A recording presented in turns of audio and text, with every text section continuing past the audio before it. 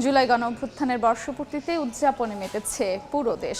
মানিক মিয়া এভিনিউয়ে চলছে বর্ণাঢ্য সাংস্কৃতিক অনুষ্ঠান। বিকেলে ঘোষণাপত্র পাঠ করবেন প্রধান উপদেষ্টা। এই মুহূর্তে সেখানে আছেন সহকর্মী হাসান ওয়ালি এবং মনির হোসেন। সরাসরি প্রথমে যাচ্ছি ওয়ালির কাছে।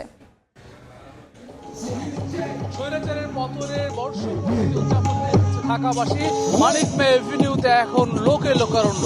পুরো জায়গা জুড়ে হাজারো দর্শক শ্রোতা গণঅভ্যুত্থানে যারা রাজপথে ছিলেন সেই দিনের স্মৃতিচারণ এবং আজকের হাজারো মানুষ এখন জড়ো হয়েছেন। বেলা 12টায় শুরু হয়েছে অনুষ্ঠানটি।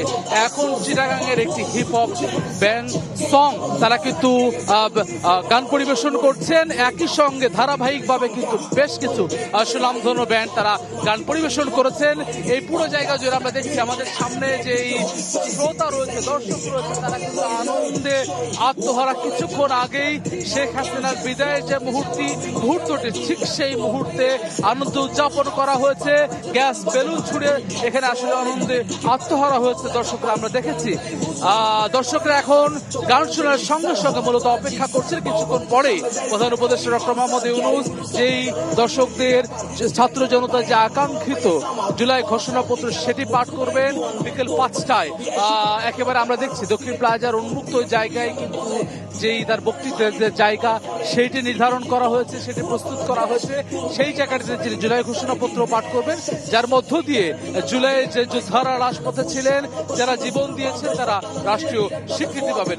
একই সঙ্গে যে আয়োজনটি চলছে এটি ধারাবাহিকভাবে কালচারাল প্রোগ্রামটি চলবে, রাত 10টা পর্যন্ত চলবে। ওয়ারফেজের মতো ব্যান্ড এই জায়গাটিতে গান করবেন। একই সঙ্গে কিন্তু সকাল থেকে আমরা দেখেছি বিভিন্ন ঘরানার শিল্পী গোষ্ঠী এই জায়গাটিতে গান পরিবেশন করেছেন। সকালটায় শুরু হয়েছে সাইমন শিল্পী গোষ্ঠী এবং কলরবের যে ইসলামী সঙ্গীতের মধ্য দিয়ে শুরু হয়েছে।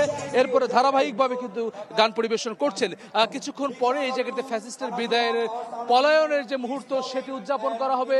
সন্ধ্যা নাগাদ বিশেষ ড্রোন শোর ব্যবস্থা করা হয়েছে। তো সব ধরনের আয়োজন কিন্তু এই জায়গাতে করা হয়েছে। আমরা কিন্তু দেখছি মানুষ কিন্তু উদযাপন করছে এই সময়টি, যে উদযাপনের মধ্য দিয়ে আসলে দীর্ঘ ত্যাগ প্রতীক্ষার মধ্য দিয়ে এই দিনটি তারা পেয়েছেন। গত বছরের এই দিনটিতেও ঠিক মানিক মিয়া এভিনিউয়ের এই সড়ক জুড়ে লাখো মানুষ উপস্থিত হয়েছিলেন। এই সংসদ ভবনে আমরা দেখেছি সাধারণ মানুষ কিভাবে উচ্ছ্বাস প্রকাশ করেছেন। তারা বলেছেন যে দীর্ঘদিনের যে ভোটাধিকার না থাকা, যার ফলে কিন্তু তাদের যে ক্ষোভ ছিল সেটির বহিঃপ্রকাশ তারা ঘটিয়েছিলেন।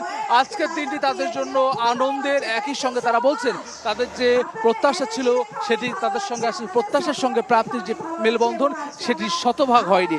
তারা আশা প্রকাশ করছেন খুব দ্রুত সময়ের মধ্যে তারা তাদের যে প্রত্যাশা, গণহত্যার বিচার এই সরকার করবে, যে সংস্কারগুলো তারা কথা বলছে, অর্থাৎ তারা বলছেন আগামীতে আর কখনো যাতে করে কোনো ধরনের স্বৈরতন্ত্রের বাংলাদেশে আর কখনো যাতে করে আর স্বৈরতন্ত্র জেকে না বসে সেটি নিশ্চিত করার জন্য তারা বলছেন এই সরকারকে মৌলিক সংস্কার যাতে করে বাস্তবায়ন করে সেই প্রত্যাশা কিন্তু তারা করছেন।